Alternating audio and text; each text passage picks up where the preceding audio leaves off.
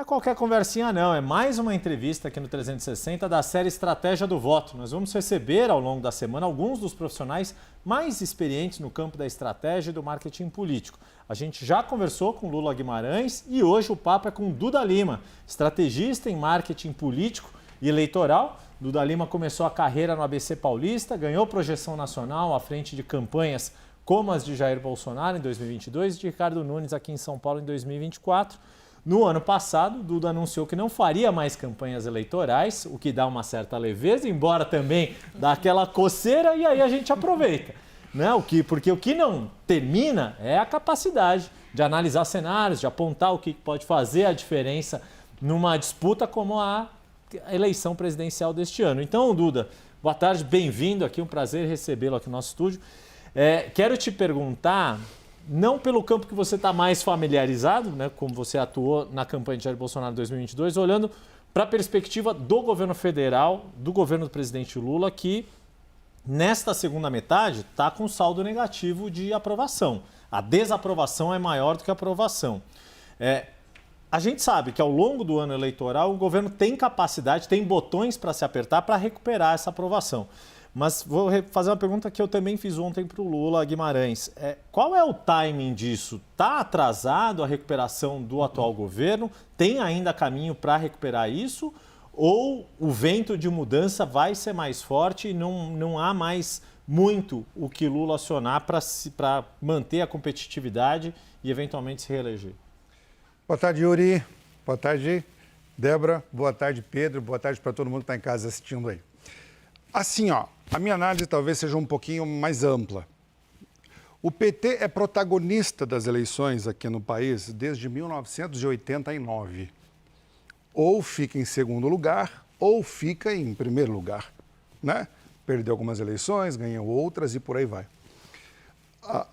Quando você fala dá tempo, né? Sim, tempo dá, ninguém ganha eleição na véspera, né?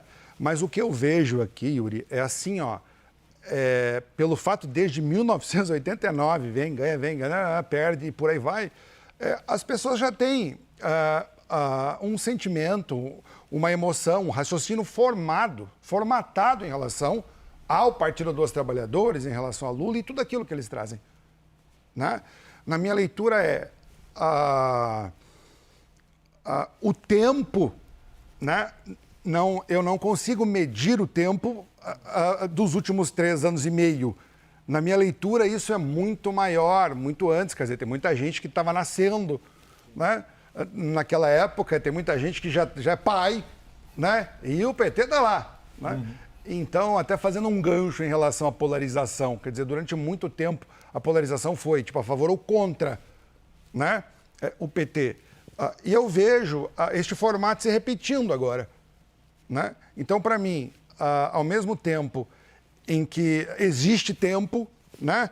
Na minha leitura também, né? Nem de tempo precisa, sabe? Então, não sei se eu fui claro aqui. Não, acho que sim. Acho que só para complementar, né? Você mencionou desde 89 o PT, mas em especial Lula, né? Sim. Mesmo quando ele não estava na urna, tinha um protagonismo. E aí, enfim, o tempo é inquestionável que esta provavelmente será a última eleição que o Lula vai disputar como candidato.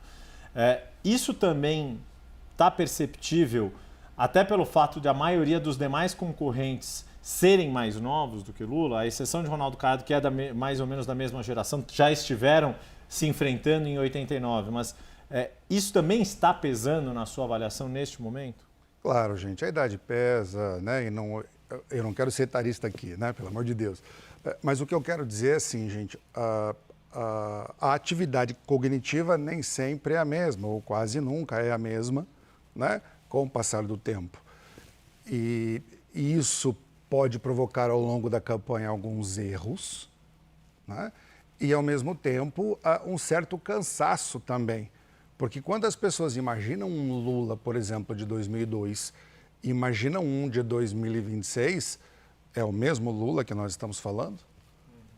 Na minha leitura, não é, né? Mas cabe aí aos estrategistas de Lula tentar minimizar este problema, né? Mas que, por outro lado, pode também ser uma virtude a questão da experiência, né, acumulada, não?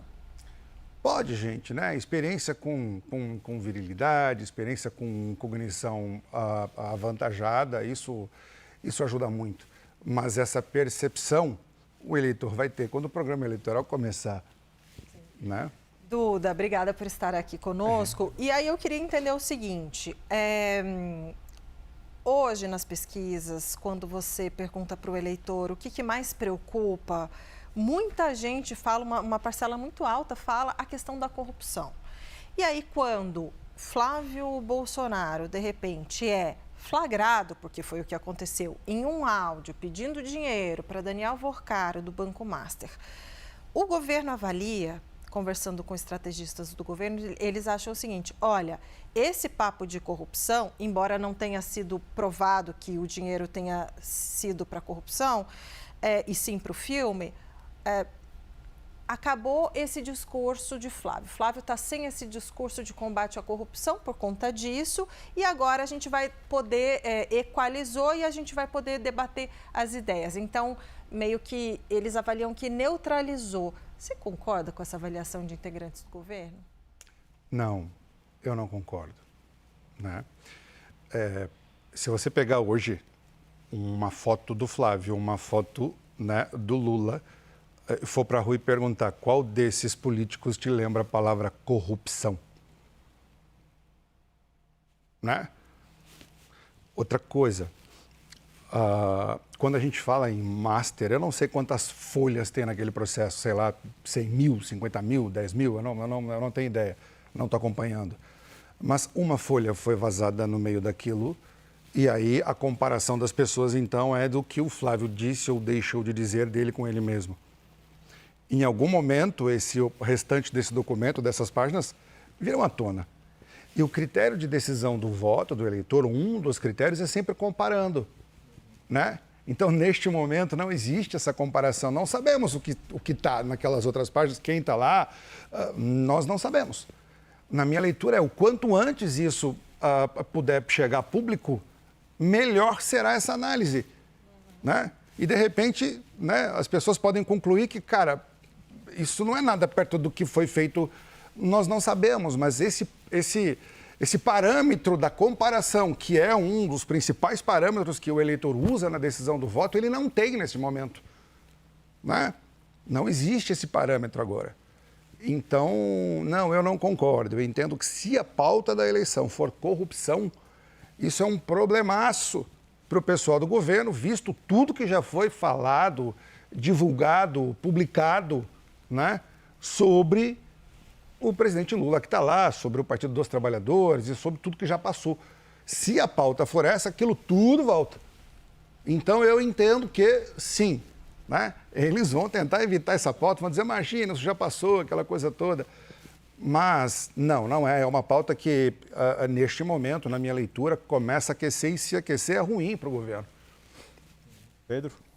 Na sua leitura, Duda, até que ponto essa operação da Polícia Federal contra o Cláudio Castro pode acabar contaminando a campanha do Flávio? Porque eles são aliados, obviamente, e tem o nome Vorcaro envolvido nessa investigação. E ele se tornou um problema para a campanha ou é algo que dá para contornar? Pedro, eu volto naquela análise que eu estava fazendo, né? Então, saiu mais um personagem agora. Eu entendo que esse prejuízo, se existirá ou não, e a dimensão que isso vai existir, depende do restante das outras coisas que estão lá, né? Tem uma série de outros elementos, de outras informações que nós não sabemos. Então, na minha leitura, quanto antes isso, né, puder chegar aqui, que a gente puder olhar, aí nós vamos entender, poxa, estão falando desse, mas olha aquele. Pô, esse cara fez isso, mas olha aquele lá, né? Então, eu entendo que essa análise só dá para ter com um pouquinho mais de profundidade, né? Depois que tudo isso vier à tona, aí tem muita água para rolar, gente. Tem muita água para rolar. Aí, gente, aproveitando a audiência aqui da Sirene, o que eu queria dizer para vocês, gente, já faz um tempo em que a gente vem falando, esse está com problema, esse aqui também está com problema. Essa pessoa física tem um problema, essa pessoa física tem um problema. E o povo brasileiro, gente? E as pautas que efetivamente podem melhorar o país. Talvez está na hora da gente falar um pouquinho mais sobre quem vai cuidar do país nos próximos 4 anos. O país não está legal, né? A gente percebe isso. 80 milhões de brasileiros estão devendo. Como é que alguém vive bem devendo? É que o brasileiro é um povo incrível, cara. Né? Nós somos incríveis. Mas eu acho que está na hora da gente começar a falar um pouquinho, gente, sobre o país, sabe? Temos que falar sobre segurança pública, temos que trazer essas pautas. Então, deixa eu te perguntar como é que é isso dentro de uma campanha. Porque a impressão que dá para a gente que acompanha, e mesmo para quem nos assiste, né, não só nós jornalistas, é que os candidatos, na hora de apresentar programa de governo, é protocolar. Vai lá, registra um documento na Justiça Eleitoral, mas que não necessariamente é tão bem elaborado assim. Na hora que se tenta colocar, ou que a gente vê muitas das propagandas, da campanha oficial, também é na base do ataque ao adversário, ainda que muitas vezes de forma cifrada, não identificada, mas as próprias campanhas, os próprios políticos acabam ocupando muito espaço com o ataque e não tanto com a discussão propositiva. Aí eu estou perguntando de uma forma mais geral para quem trabalha com isso. Como é que vocês decidem a hora? Bom, agora é a hora do ataque, agora é a hora de ser propositivo? Ou, poxa, adoraria trazer um grande programa super bem elaborado de educação, mas eu preciso atacar o meu adversário em questões de corrupção ou questões das mais variadas ordens. Como é que funciona isso na prática? Eu posso falar por mim, pelas minhas campanhas, por aquilo que eu já dirigi, né? Acho que a grande razão de ser de um político, o grande motivo pelo qual existe uma disputa eleitoral é por conta do povo. Eu entendo que sim, o povo precisa saber o que o oponente tem de ponto negativo. É importante colocar também, né? As pessoas podem tomar a decisão de quem votar, mas precisa ter uma leitura completa, sabe? Mas não dá para deixar de lado, gente, né, aquilo que de fato vai comandar o país, né? Aquilo que de fato vai mudar a vida das pessoas. Então, quando se vê um determinado ataque, quer dizer, o que estão fazendo com o dinheiro do povo brasileiro? Como estão administrando esses recursos? De que maneira esse benefício vai chegar lá na ponta? Eu entendo que isso está ficando de lado e, para mim, essa é a coisa mais importante de uma disputa eleitoral. Então, em que momento que a gente ataca o adversário ou faz a defesa ou fala de governo, né? Não existe uma regra para isso. Mas o que eu posso te garantir é que enquanto a gente ficar o tempo todo, enfim, essa é a minha leitura, gente, eu não estou dirigindo campanha, mas eu jamais ficaria o tempo todo apontando defeito, sabe? De modo que o que interessa de fato para o povo brasileiro é, que presidente vai cuidar da minha vida? De que jeito? Então, a minha maneira de trabalhar é muito mais propositiva, mostrando aquilo que se pode falar, né, do que gastar o tempo e a energia atacando o outro. Volto a dizer, o eleitor precisa saber efetivamente em quem está votando. Todo mundo tem ponto positivo, todo mundo tem ponto negativo. Claro que o marketing vai querer fazer com que os pontos positivos de um candidato sejam mais intensos do que do outro, né? Mas acho que se a população brasileira começar a cobrar, né? Mas eu não aguento mais sair na rua e não saber se eu vou voltar, se vão me roubar ou não, né?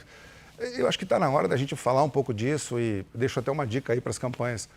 Bora cuidar do povo brasileiro, gente. Bora falar de país. Duda, a gente vê que Flávio Bolsonaro, ele está apontando bem nas pesquisas, né? Tem empate técnico ainda com o presidente Lula e a gente está quase em junho. E nesse fim de maio, houve um terremoto na campanha, que foi caso Vorcaro, muito em função do próprio Flávio, que não contou para a própria equipe que tinha esse fio desencapado. Porém, o seguinte, um terremoto na campanha. Saiu o marqueteiro, saiu o assessor de imprensa, o da comunicação digital saiu também. Vai trocar todo mundo com o carro andando, porque a gente sabe que a campanha começou no ano passado. A gente chama de pré-campanha por uma questão eleitoral, legislação, né? De legislação eleitoral. Mas a minha pergunta, o quanto isso pode impactar, ainda dá tempo, o quanto isso prejudica uma estratégia de campanha, se é que houve, não sei se teve. Assim, enquanto tem bambu, tem flecha. Sim, dá tempo sim, gente. Quanto mais se modifica um time, enfim, não é muito legal isso, é um problema. Mas provavelmente as pessoas que estão lá, se chegaram a essa conclusão, pô, não está legal, né? Precisa alterar, precisa mudar. Isso pode ser positivo, né? Daqui a pouco, alguns problemas que estavam acontecendo param de acontecer, né? Quanto antes começar, é muito melhor para o profissional. Ele tem mais informação, tem mais dados, tem mais imagem coletada, tem mais roteiros escritos e produzidos. Tempo é fundamental para se fazer uma campanha cada vez melhor, né? Mas também tem as redes sociais, que o que está acontecendo agora, né, que é incrível, a tarde já mudou, daqui a 2 horas muda, né? Então, é muito importante, na minha avaliação, para o estrategista, tentar prever um pouco desses movimentos e dessa migração que o eleitor tem, e ele dá sinais.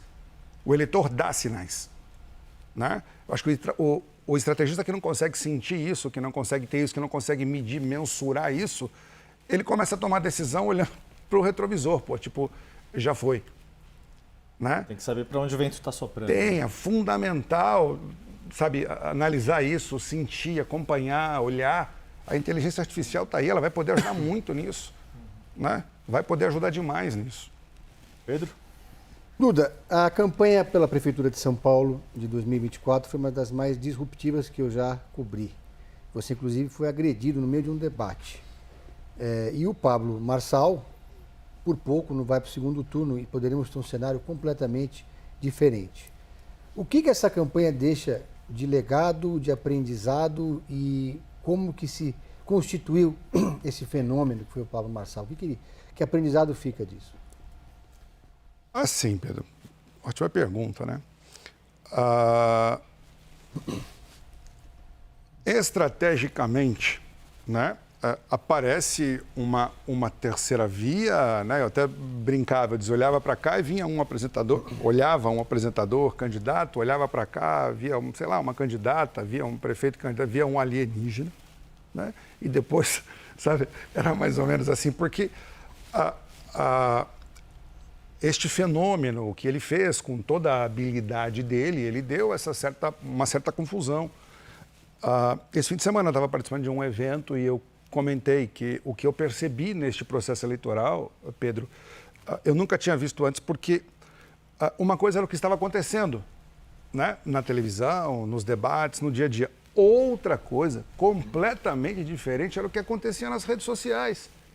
Quer dizer, né, pegava-se um corte, colocava lá na rede social e aí a pessoa assistia aquilo, ela não assistia o debate e começou a ter uma noção de mundo, né, de campanha de eleição pelos cortes, sabe? E aí eu pensei, cara, como é que eu vou resolver isso? Né? E aí, volto a dizer, o candidato Pablo, ele tinha uma força absurda nas redes sociais, mas ele não tinha tempo de televisão e de rádio, né? Então, o que eu precisava fazer aí estrategicamente? Eu tinha que usar a televisão e a rádio para gerar fluxo lá na rede, porque era impossível competir com ele. Ele é um especialista da área, né? Ele, sei lá quantas pessoas tinham fazendo, trabalhando, cortando e publicando. E aí, então, foi quando, né, acaba o primeiro dia de campanha, eu uso o rádio para dizer, pô, vai lá e pesquisa melhor quem é o Marçal, né? E isso funcionou super bem, deu certo. O que eu vejo resumindo, né, você falou, primeiro, gente, o que não fazer? Eu entendo que, até faço um apelo aqui, né, para a corte eleitoral, eu entendo que os candidatos podem ser punidos também, se os seus assessores não conseguem se comportar bem. Aquilo foi, tipo, sei lá, ridículo, podia ter sido qualquer um de nós, né? E outra coisa que eu vi bem ali foi a força da rede social, a força da televisão, a força do rádio, como eu nunca tinha percebido antes na minha vida. Eu consegui ter esse parâmetro, né?